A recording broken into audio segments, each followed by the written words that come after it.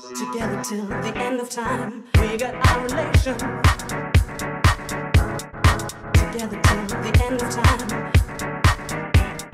Together till the end of time. You must be heaven sent. Tää näyttää mielettömän hienolta. Tää on mun suosikki leffateatteri ollut aina. Nyt kun tää on niin kun laitettu tällaiseen kuntoon, niin tää näyttää edelleen niin hienolta. Onko illan ihastellut että ihana stage, että kaikki näkee. Et yleensä se on aina sitä, että lava on niin matalalla, että ensimmäiset pitkät näkee ja sitten kaikki me muut hobbitit siellä takarivissä ei koskaan nähdä mitään, että me vaan niinku kuullaan ja voidaan kuvitella.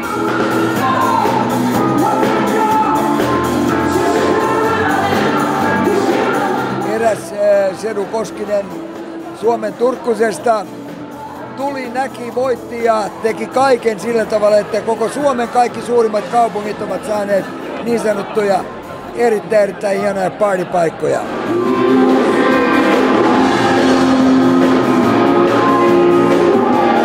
Hienolta näyttää, tuo lava näyttää varsinkin ihan siis superloistavalta. Tässä nyt kun tilassa on noin valmis, niin hieno niin kuin fiilis ja atmosfääri ja kaikki tämä arkkitehtuuri, mikä tässä on olemassa. Minkälaista musiikkia sä toivot tänne? No mä jotenkin olisin halunnut nähdä esimerkiksi Lauri Tähkän täällä tänään. Mä tykkään ehkä sen tyyppisestä, tai Arkki. Semmoisista, missä on karismaattiset esiintyjät ja niin kuin hyvät esiintyjät. Että se musiikkilaji voi olla ihan mitä vaan.